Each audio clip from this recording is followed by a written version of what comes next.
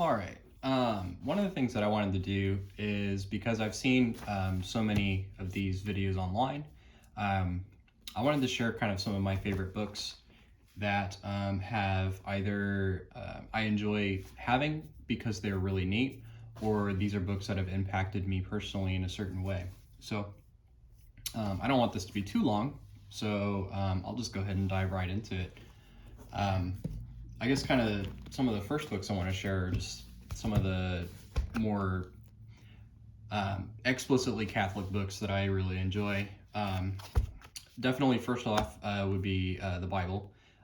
So this is kind of one of the Bibles that I use pretty often. I've had this one for a couple of years. It's the Biblia de America, and it's just a very good, solid translation of the Catholic Bible into Spanish. So I used to use this one in missionary work when we would visit parishes that had a lot of Spanish-speaking families, where either the parents or even the kids were more comfortable learning about their faith in Spanish. And so this was just something that I would read from, and I bought it for that purpose. And then getting this translation was kind of more of an experiment because I had noticed that everybody had like the Versión Pastoral, which is the one with a lot of the Mesoamerican artwork on the front cover.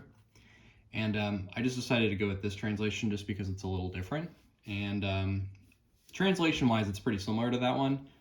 However, this one is definitely a lot more durable just based on the quality of the construction. And yeah, the other ones tend to, because we were ministering in the summer, if they get too hot, like the glue in the spine would melt and then the pages would just fall out. So this one I just felt was like a much higher quality version to carry around, as well as just ease with all the resources that you had available. If I had fellow missionaries that were not as comfortable in Spanish and they were asked to do like leading the rosary, it had the mysteries of the rosary as well as some of the prayers that they could follow along with. So this was also just helpful to have around for other people who were doing mission work with us, who were not as comfortable in Spanish. So when I feel like reading the Bible in Spanish, this is kind of my go-to version. So I got plenty of other options available to me that I own, but this is just kind of the one that I use most of the time. The next one is probably the main Bible that I use most of the time. This is what I carry around with me when I go to pray during adoration or anything of that nature. This is probably just the version that I grab most of the time. It's my go-to. I don't have any particular reasons to prefer this translation over like the New American Bible, for instance. This is just a good platform for me to use in prayer when I want to just read, or when I want to do Lectio Divina or anything of that nature. So this is just kind of a Bible that I like to go to. I like that it's a little thinner, the paper is a little thicker, the text isn't too microscopic, but it's not weighed down heavily with notes, which it's not like really a study Bible per se, so it's not going to be something that's really overly distracting. This one's got plenty of notes in it, and I've had it for a couple of years. It's some of the gilding is wearing off on the spine, but fortunately the icons are still intact on the front, so hopefully to use this for many more years to come. This is one I really, really love. Plenty more where that came from too when it comes to Bibles, but those two are pretty much the ones I use most of the time. Another thing, this book right here, the Daily Roman Missal, the MTF version, this Missal goes pretty much anywhere with me whenever I go to Mass. So I'd often take it to work with me in case I wanted to go to Mass during the day or on my way to work. It's just a great tool to have with you as a Catholic. It's got all the readings for the liturgical year, for the Sundays, years A through C, and then for the weekdays, years 1 and 2. So basically any reading that you could hear at any Mass said throughout the year, you'll find this in here. It can be intimidating at first because it's over 2,000 pages. However, once you kind of get the feel for it and you make it through 1 year through it, it becomes pretty easy to navigate. So, but in addition to readings, as well as the liturgical texts, it Also has quite a few devotions. I mean, it's got all kinds of devotions for different spiritualities. It's got really good guides for confession. And I mean, you name it, this book has it. So this is one I highly encourage people to learn how to use, or some variation of this. A daily Roman Missal is just something that's wonderful to have with you, especially if you're into praying through the readings of a particular liturgical day. Another book that had great meaning for me is St. John Paul the Great, his Five Loves by Jason Evert. I'm not normally a huge fan of Jason Evert's writing, not to say that it's bad or anything. I think it's wonderful. It's just not really my style. However, this was a really interesting book because it really showed a human side of Pope St. John Paul II. It's a pretty quick read. It's quite easy to get through pretty quick, and it just offers a lot of great reflection from his life that's very applicable to the life of the postmodern person. So this is a book that I would just highly recommend for anybody to read if they want to get a good picture of Pope St. John Paul II, and just to kind of understand his life and what his spirituality was all about. So this is a great introduction to Pope St. John Paul II. This is one of my favorite books of all time. This is Introduction to Christianity by Joseph Cardinal Ratzinger, who eventually became Pope Benedict XVI. This is a particularly special copy because this copy belonged to a friend of mine who passed away. And I'm really blessed to have this copy. And as you can see, it has been through quite a bit. And it's got all of his notes, my notes, and even the guy who owned it before him. It's got his notes in it too. So this book has just been well loved. I've read it once through, and then I've gone through about half of it again. And it is just a wonderful book. It is a very difficult book to read. The title is slightly misleading, but if you're really into taking up the challenge, it's a great book to kind of understand from the philosophical side, which then later develops into the theological side of kind of Christianity from the outside. And it really kind of kicks back to a lot of the patristic theology that we are so greatly lacking in a lot of our Western kind of Catholic culture. So this is a great book if you want to challenge yourself to kind of step outside your comfort zone and get into the Catholic faith through kind of a more intellectual space. This is another great book here. This is a set. I only pulled out one volume. I don't have the entire set. I just have probably 4 or 5 volumes. These were purchased I got these at a university book sale where I went to college, and these are basically patristic writings in Spanish, and these were produced by the Biblioteca de Autores Cristianos, which is a really well-known publishing company, Catholic publishing company from Spain, and they still publish books to this day. However, they're really hard to find here in the United States. They don't import a lot of them over here, but if you can get your hands on some of these are fantastic books, especially if you are more inclined to study your faith in the Spanish language.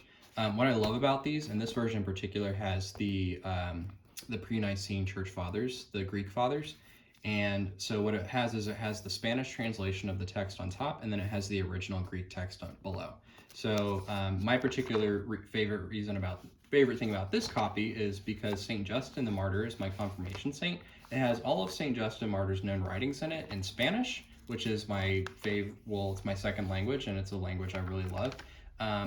And I can read basically anything that he wrote. If I was ever inclined to learn the original Greek, it's here.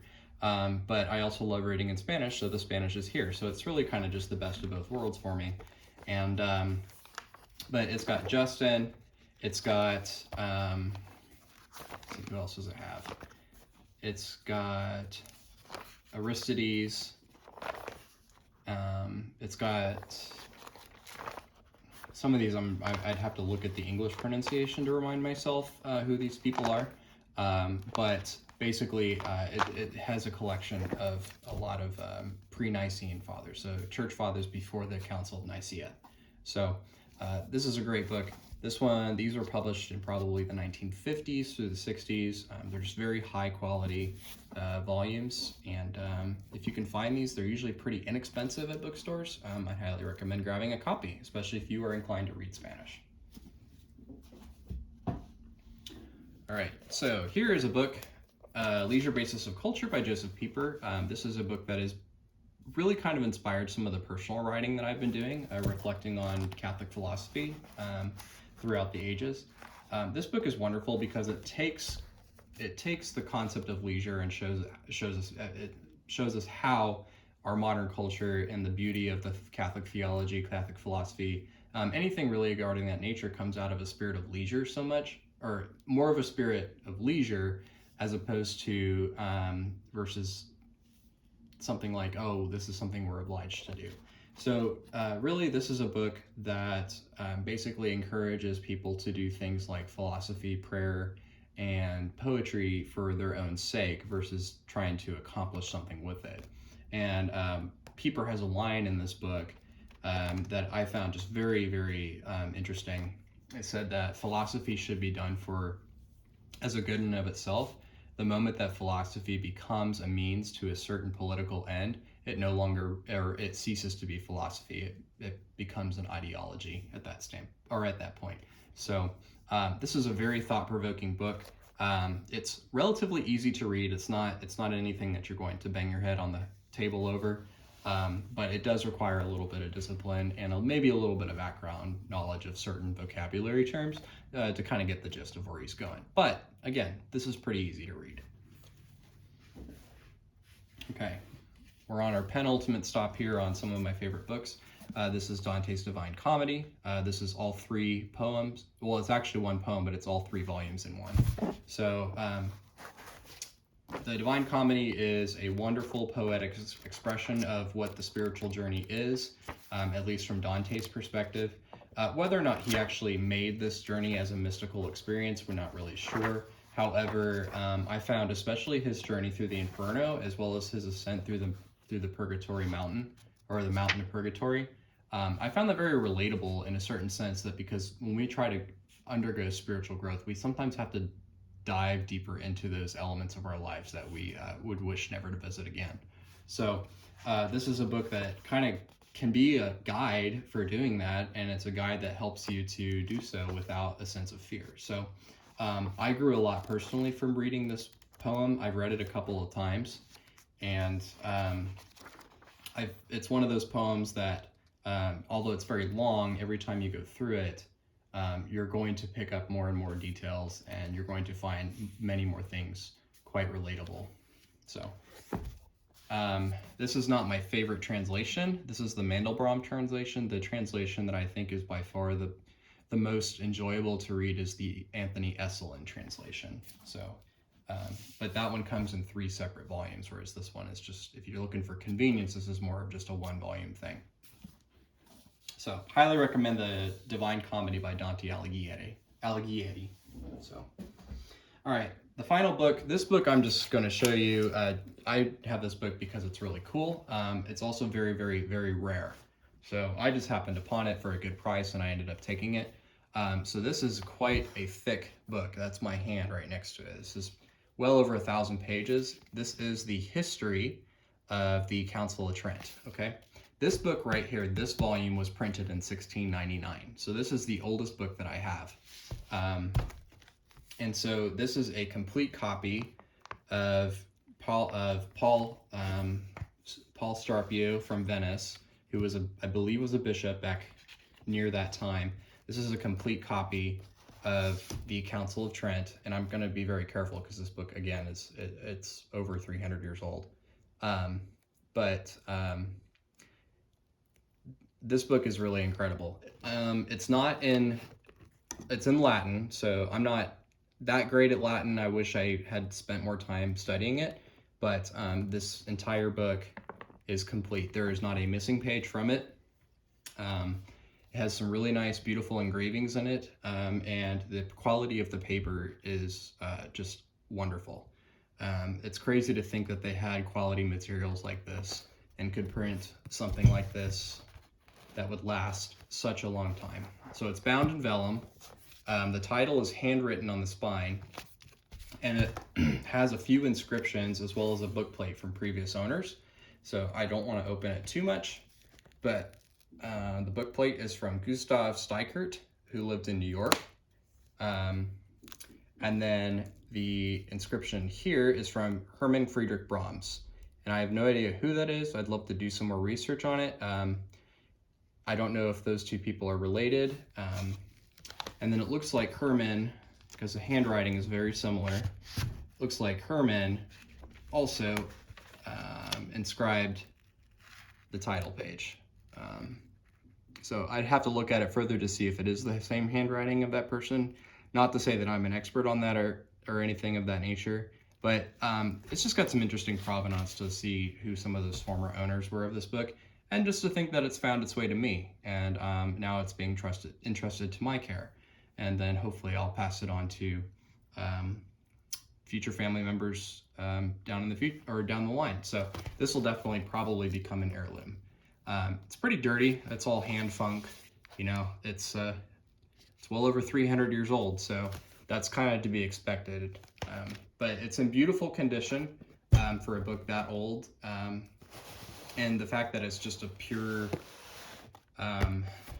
undecorated vellum cover, this was a book that was kind of produced on a budget. So, but even on that scale, even at that level, it's still a very high quality book, and I'm really, really proud to own it. So I can't read any of it, nor do I really plan to read it. It's just one of those items I think that's really novelty, and it recounts a time period that was really crucial in the history of the church, Council of Trent. So you can find full English translations of this text very easily. So I would probably, if I was going to read it, I would probably do it that way. I wouldn't read it in the original Latin. So anyway, I hope that you enjoyed this little mini tour of some of my favorite books. I own well over 400 books, so if anybody is even remotely interested in seeing more of them, I'd be happy to take the time to do that. Otherwise, hope everybody has a wonderful rest of their weekend, and may God abundantly bless you.